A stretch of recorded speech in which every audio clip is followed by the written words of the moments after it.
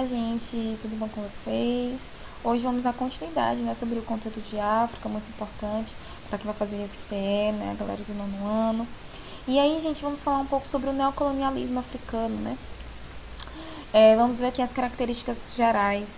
A África, ela foi colonizada, né, novamente na metade do século XIX para o século XX, pelos europeus, tá? Por causa das políticas imperialistas. Aí vale lembrar o que são políticas imperialistas, Juliana.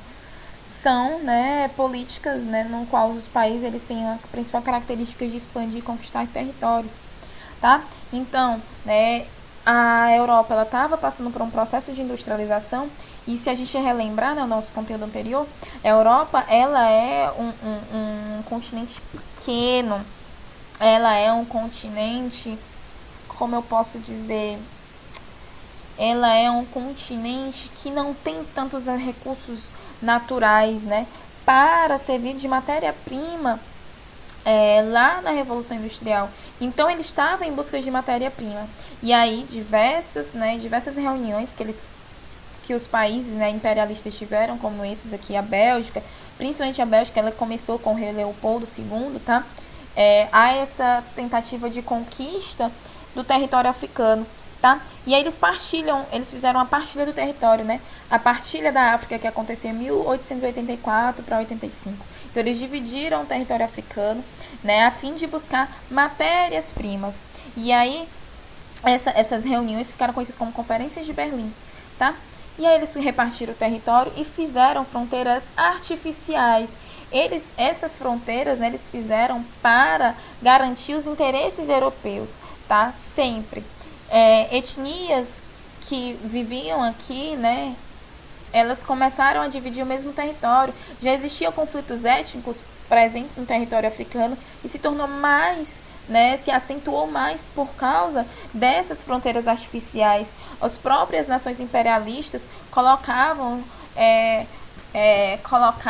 as etnias umas contra as outras, tá? E essas fronteiras artificiais não respeitavam a identidade do local, né? Identidade cultural da africana, não respeitava as etnias que estavam ali presentes, tá certo? E aqui a gente tem uma das maiores imagens, né, no qual mostra, né, os imperialistas, né, dividindo a África como se fosse um bolo, né, dividindo pedaço por pedaço para recolher sua matéria-prima, né. Outra charge também conhecidíssima nas questões, né, vamos ver como é que a gente divide isso. Essa região aqui é minha, eu vi primeiro. Essa, eu quero uma onde passe o rio. Se não for pedir demais, eu gostaria dessa com lagos e montanhas. Então, gente, eles dividiram o território africano buscando, né, e defendendo seus interesses europeus, tá? Interesses comerciais, interesses de explorar as matérias-primas e levar para a Europa, de servir de matéria-prima para a Revolução Industrial, tá? Vale também ressaltar, né, que queria mostrar para vocês essa regionalização, essa divisão do continente. Anteriormente, antes dos povos europeus chegarem, né, essas políticas imperialistas chegarem, né, então antes da colonização, né, dessa neocolonização europeia,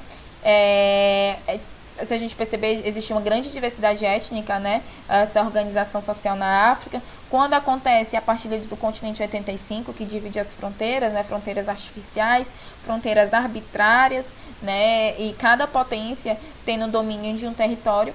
E hoje a divisão política atual, né, que a população africana acabou herdando essa fronteira, né, artificial, tá?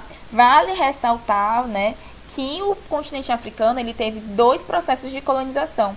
Um no século XV, no qual a África fornecia mão de obra escrava para a conquista do Novo Mundo, para a colonização do Novo Mundo, que era o continente americano, E a colonização do século XIX, tá? A colonização do século XIX que fornecia recursos naturais, tá? Matéria-prima para ser, né, utilizada na Revolução Industrial acontecendo na Europa, tá? Tanto que essa do século XIX ficou conhecida como neocolonialismo, né? Neo significa novo, nova colonização, beleza? E como foi que aconteceu a descolonização do continente africano, Luana? A primeiro momento, né, eclodiu a Segunda Guerra Mundial, e quando acaba a Segunda Guerra Mundial, a Europa estava destruída, devastada, né? Lembra? Vocês têm que lembrar a história, o que foi que aconteceu na Segunda Guerra Mundial, tá? Tinha dois grupos, o Eixo e os aliados, mas não vou entrar muito nesse assunto, não. E aí, gente, a Europa ela estava enfraquecida economicamente, ela estava com seu poder bélico inferior, e teve um carinha chamado, né, Wayne Newcomb, que ele faz parte do território da Gana, ele fez parte, e ele fez um discurso em 1957, tá, defendendo que ali era o momento dos países, né, dos territórios africanos pedirem sua independência, tá, ele defendeu a Gana no processo de independência, tá? E a partir desse discurso dele, vários movimentos pró-independência começaram a surgir dentro do território africano, tá? E vale ressaltar que esses movimentos foram apoiados pelas superpotências da Guerra Fria, tanto os Estados Unidos como a União Soviética, né? Mas, professora, por que eles apoiaram esses países a se tornarem independentes? Eu não sei se vocês lembram, recordam das aulas anteriores, né? Eles apoiavam também a desintegração, né, a separação da Iugoslávia, apoiava também a Catalunha, a separação da Catalunha, do País Basco, tá? Por quê? Naquela época eles estavam atrás de influência, né, política, então a apoiá-los eles conseguiriam, né, influências para suas ideologias, tá?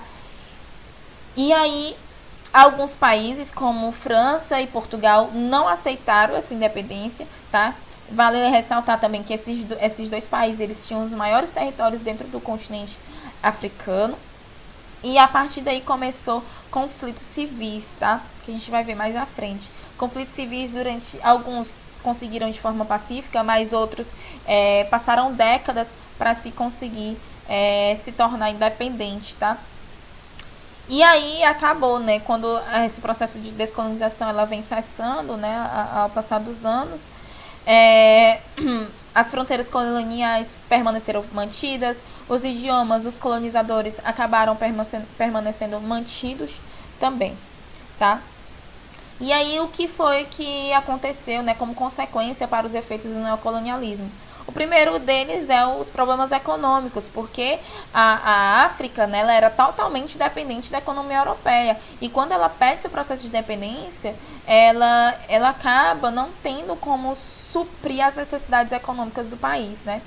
Também surgem